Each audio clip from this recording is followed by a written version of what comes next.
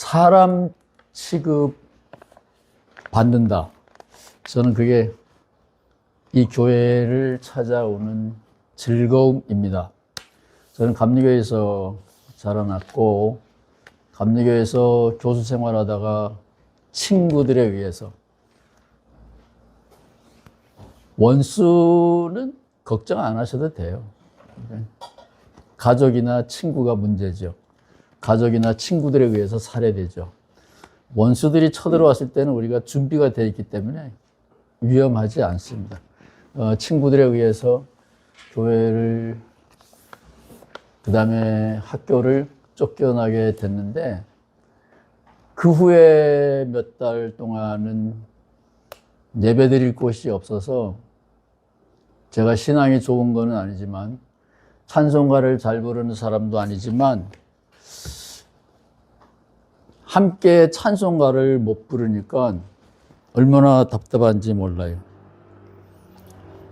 그러다가 미국으로 도망을 가서 제 미국 교회에서는 뭐 한국 교회하고 상관이 없으니까 제 동창이 목회하는 교회에서 한동안 예배를 드리게 됐습니다. 함께 찬송하고 예배하고 함께 밥 먹는다. 상대방을 사람 취급하는 거라고 저는 봐요. 근데 지금도 감리교 안에 몇몇 교회들은 그 담임 목사님이 저랑 개인적인 친분 때문에 저를 사람 취급하지만 절대 다수의 감리교에서는 존재하지 않는 사람으로 여기거나 뿔 달린 악마로 여깁니다. 그렇지만 여기는 장로교회니까 굉장히 편해요. 어떤 사람이 자기가 이 교회에 나오는 이유는 여자 목사님이 계신 교회입니다. 친정에 온 것 같아서 교회가 좋습니다. 그런 말을 하는 것을 봤습니다. 저는 자주는 못 오지만 이 교회에 오면 친정에 온 것처럼 편안하고 사람 취급해 준다는 것 때문에 참 고맙게 여깁니다. 오늘 제가 설교하기보다는 사실은 그 이종일 선생님이 쓴 그 아름다운 고백이, 아니, 거기 설교 메시지가 다 들어있고, 야, 이게 오늘 이종일 선생님 목사 안수식 해야 되겠다. 선교사 파송. 그런 거잖아요. 이제 하산하라. 소림사 영화에서 보면 이제 하산하라 그러잖아요. 이제 하산해서 예수의 복음을 전할 수 있는 것들. 이렇게 훌륭한 신앙 고백서를 쓰는 거는 이게 소화가 돼야 되잖아요. 놀라운 일이라고 생각이 됩니다. 요즘은 이런 성경을 구하기가 어려워요.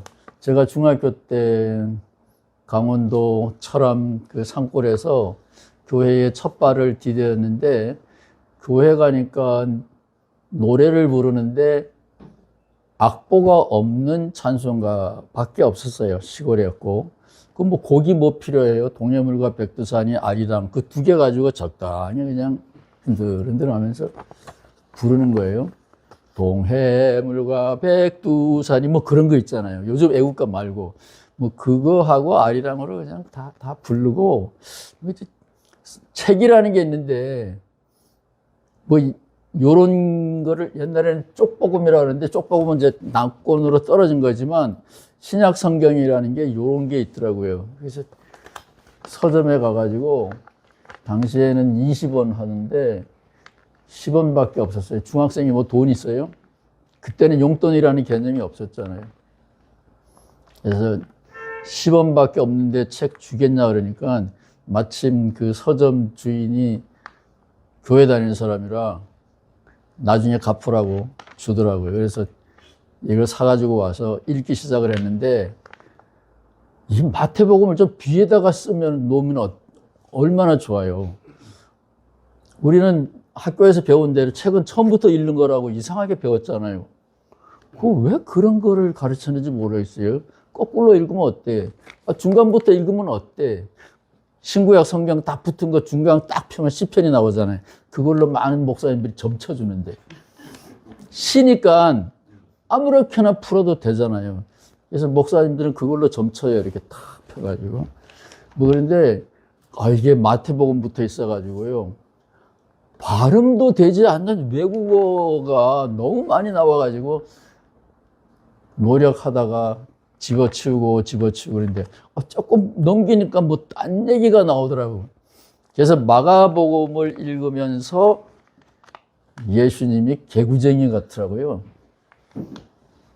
그래서 제가 예수님하고 친해졌습니다.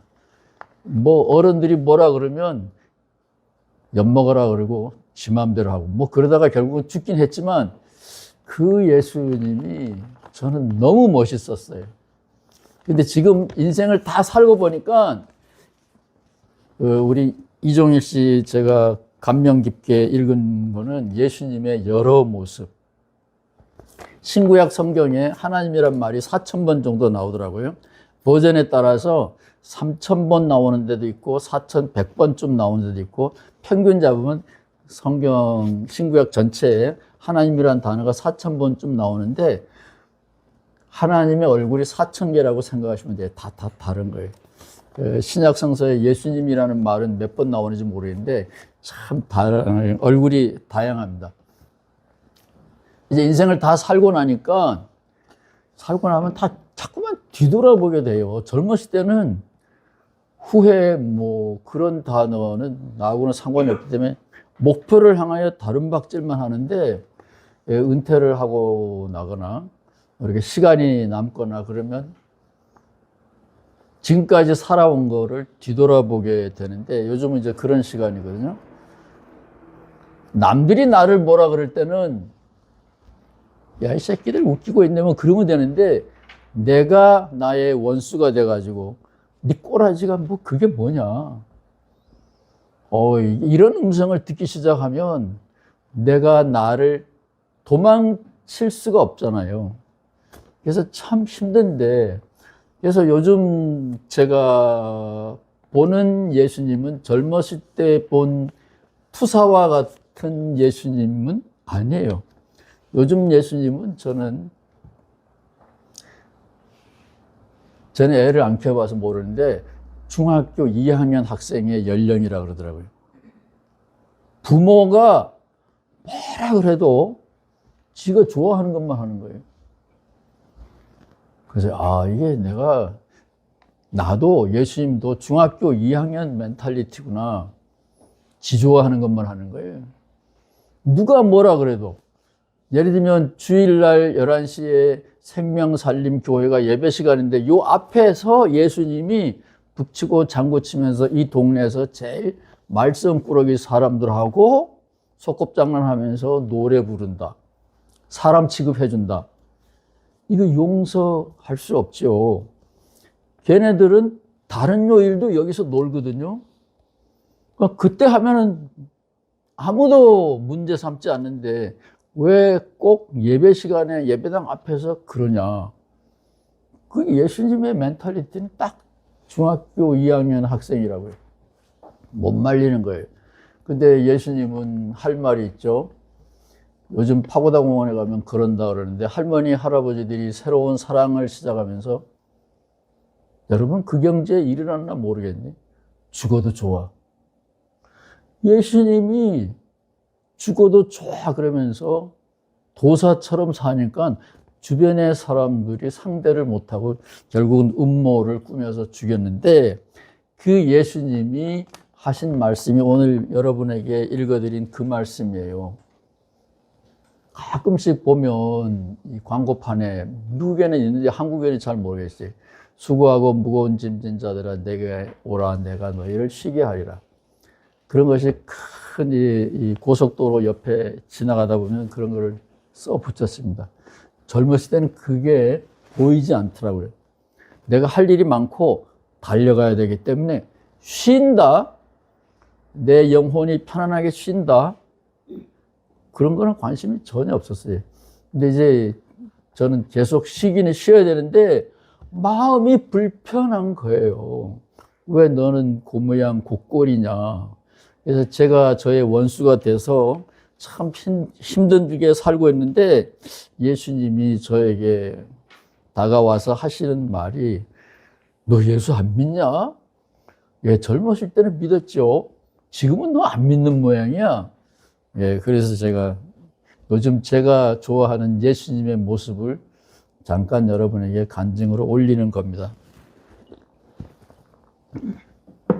어떤 말이든지 말은 그 말을 하는 사람과 듣는 사람 사이에 공통된 맥락이 있고 어떤 상황이 있어야 돼요.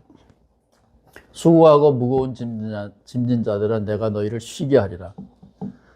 예수님 주변에 예수님을 찾아온 사람들이 쉼을 누리지 못했다라는 거예요. 운동권 목사님들이 보면 착취당하기 때문에 정치적으로 고문당하기 때문에 쉼이 없다 이렇게 읽을 수도 있어요. 근데 저는 예수님 주변에 온 사람들이 소위 구약 성서 그 문화권에서 산 사람들이기 때문에 좋은 의미에서 율법주의, 율법을 잘 지키면 복을 받는다. 그런데 뭔지는 모르지만 나한테는 요만큼 잘못된 게 있기 때문에 복을 받지 못한다 이게. 죄 없는 사람이 없잖아요. 내가 왜 여기까지 오르지 못했느냐?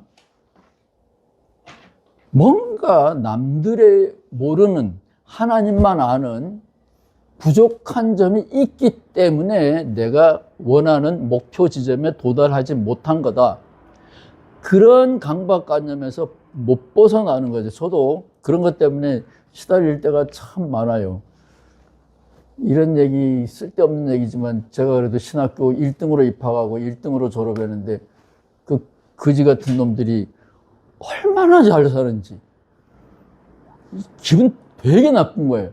그렇지만 이제 하나님 앞에 보면 내가 뭘 모자르니까 이러지 않나, 요 모양 요 꼴이지 않나, 뭐 그러면서 자기를 늘 괴롭히는 거예요. 구약 성서의 메시지를 한마디로 요약하면 두목 복음입니다. 신명기에 보면 예수님의 신명기하고 싸웠어요. 신명기에 보면 하나님 말 잘 들으면, 우리식으로 말하면 교회 생활 잘하면 우두머리가 된다. 정상에 올라간다. 그게 강남 복음이잖아요. 하면 된다. 근데 예수님은 구약 성경에서 말하는 그런 축복 엿먹어라. 구약 성서 신명기는 하나님의 계율을 잘 지키는 사람은 복을 받고 건강하고 가정도 화목하다. 뒤집어 말하면 세상에서 쫓겨나고 경제적으로 억압당하고 정치적으로 핍박당하고 가정에 어려움을 겪는 사람은 하나님 앞에 죄가 있어서 그렇다. 태어나면서 장애인으로 태어났다. 이건 다 천벌이다. 그게 구약 성서의 세계관이에요. 예수님은 엿먹어라. 그런 거거든요. 그래서 예수님은 나를 배우면, 여기 멍에라는 거는 예수님의 가르침입니다. 우리 기독교에서는 자꾸 예수님의 가르침이 좁은 문이라 그러는데 그럼 안 가죠. 아무리 생명에 이르는 길이라고 할지라도 좁고 험하면은 그 누가 가요? 저는 안 가요. 구약 성경에 문제는 많지만 구약 성경을 제가 좋아하는 이유는 하나님하고 사람이 대등해요. 그런 얘기 평생 못 들어봤죠? 하나님이, 여호와 하나님이 아브라함에게 나타나서 야, 내 쫄병이 하나도 없어. 이게 말이 되냐? 아브라함이 첫 번째라고요. 아브라함이 뭐 소명 듣고 뭐 팔레스타인 갔다 그러는데 그 성경 안 읽어보는 사람들 얘기. 아브라함의 아버지가 데라가 뭔가가 먹고 살기 어려우니까 이미 보따리를 싸가지고 이미 가나안 땅에 온 거예요. 근데 가나안 땅에서 여호와 하나님이 나타나서, 가나안 땅에 신들이 많았어요. 신들이 70신들이 있었다 그래요. 그 중에서 하나가 이제 여호와예요. 여호와가 쫄병이 하나도 없으니까 아브라함한테 와서 비는 거예요. 야, 내 부하 좀 해라. 아무도 나를 거들떠보지 않아. 아브라함은 집안이 그 소위 신상을 만드는 장사꾼이기 때문에 신들의 생리에 대해서 잘 알아요. 거들떠보지 않으니까 하나님이 쫄르는 거잖아요. 계속 나타나가지고. 잘 읽어보면 마지막에 고종명, 여기 젊은 사람도 있으니까 영양가가 없는 건데, 죽을 때 잘 죽게 해줄게. 이게 어느 정도 나이 드신 분은 야, 그거 괜찮네 그럴 거예요. 요즘 이제 제 나이 또래가 되면 죽을 때 편안하게 죽게 해줄게. 이런 교회가 있으면 아마 여기 노인네들 엄청 몰려올 거예요. 그래서 여호와 하나님이 아브라함에게 마지막으로 고종명, 죽을 때 편안하게 죽게 해줄게. 그래서 이제 둘이서 친구가 돼서 같은 길을 가게 되는 건데, 하나님이 약올르잖아요. 아니, 내가 창세기 12장부터 나와가지고 계속 너를 불렀는데 이제 마지막에 17장쯤에 가니까 이제 네가 나를 알아보겠다 그래? 그래서 창세기 22장이 나온 거예요. 하나님이 시험하려고 아브라함에게 자식을 바치라 그랬다. 하나님하고 사람이 대등한 거예요. 하나님이 내가 하나님이야. 하나님이건 하나님이었지. 하나님이 얼마나 많은데 너 나한테 뭘 줄 건데? 오복 준다. 야, 오복은 다른 신들도 다 줘. 하나님 머리 많이 썼겠죠. 마지막에 편안하게 죽게 해줄게. 그래서 오케이, 당첨됐다 뭐 이러는 거예요. 그러니까 하나님이 약 올라가지고 잡아봤죠. 뭐 이게 스토리가 그렇게 되는 거예요. 근데 신약으로 오면 예수님을 오늘날 교회에서는 좁고 험한 길, 힘든 얘기, 힘든 예수만 자꾸 얘기하는데, 저는 젊었을 때도 예수님이 좀 개구쟁이 같은, 깡패 같은, 좀 불효자 같은 그런 예수님이 참 매력적이었고, 지금은 예수님이 세상 눈으로 보면 별 볼 일 없는데, 내가 하나님 앞에서 나를 볼 때 옳은 일을 하고 있다라는 근거 없는 자부심. 내 하나님과 내가 나를 심판하는 거지, 뭐 저 바깥에 그 누군가가, 바깥에 내 라이벌 되는 친구가 나를 심판한다. 그건 아니죠. 근데 우리가 뭐 유튜브를 본다, 뉴스를 본다, 뭐 신문을 본다 그러면서 자꾸 그 사람들은 다 성공한 사람들 얘기잖아요. 아니면 극단적으로 범죄자들. 근데 우리 중간 사람들은 뉴스에 안 나와요. 그러니까 나는 끼지를 못하는 거야. 이쪽도 못 끼고 저쪽도 못 끼고. 그러니까 교회에 와서도 극단적인 사람들만 칭찬받고 뭐 이렇게 화제거리가 되고. 그래서 중간쯤에 있는 많은 사람들은 별 볼 일 없는 사람이 돼서 예수를 믿기는 믿지만 극단적으로 극렬하게 살지 못하는 사람들은 늘 마음에 불안한 거예요. 근데 예수님을 얘가 요즘 자세히 들여다보면 예수님은 이 교회의 제목하고 똑같아요.